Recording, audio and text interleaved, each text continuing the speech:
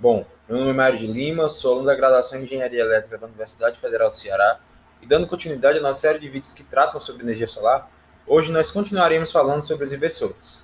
Mais uma vez, é muito importante que você tenha assistido os últimos vídeos que tratam sobre inversores para dar continuidade a esse. O último vídeo que foi postado está aparecendo na sua tela agora.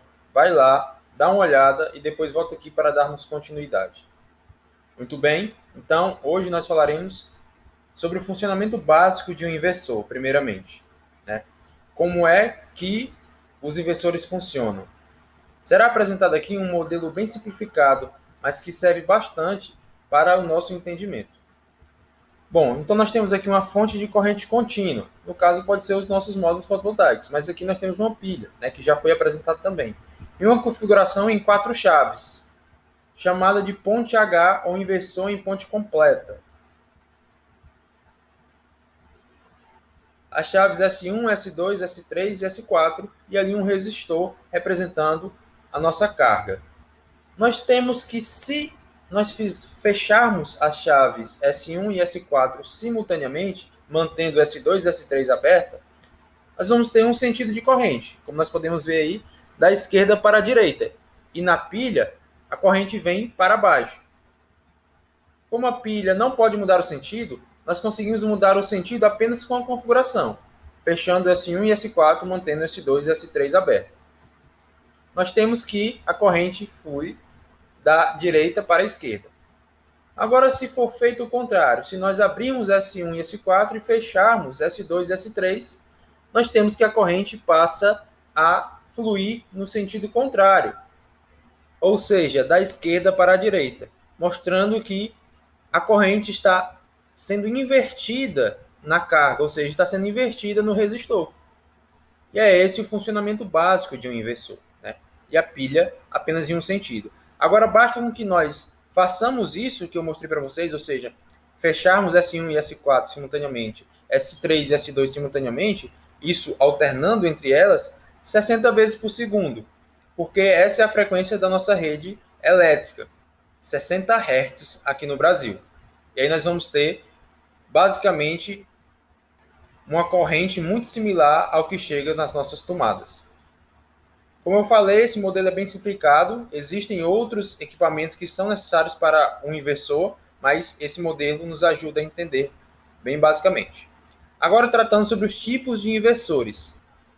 Nós temos primeiramente um microinversor. Ele recebe esse nome por ser um pouco menor e também suportar uma menor quantidade de placas.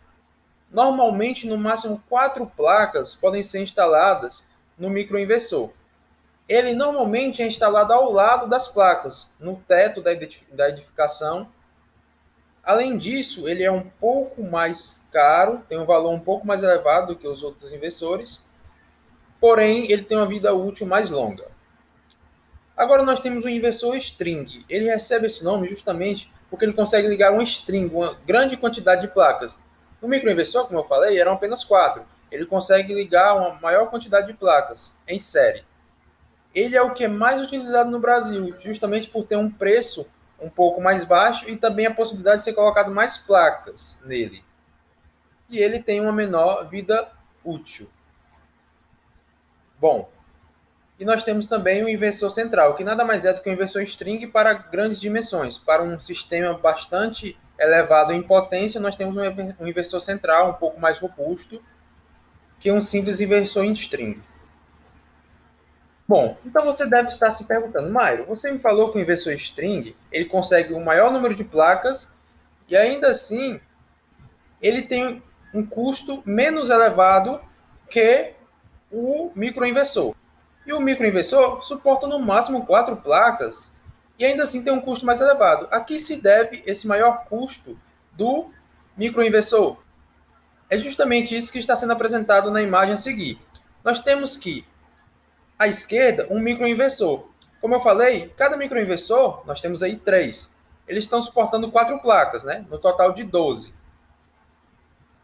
Mas a vantagem é que, quando há um sobreamento em 2 dessas placas, as outras placas não são afetadas por conta disso.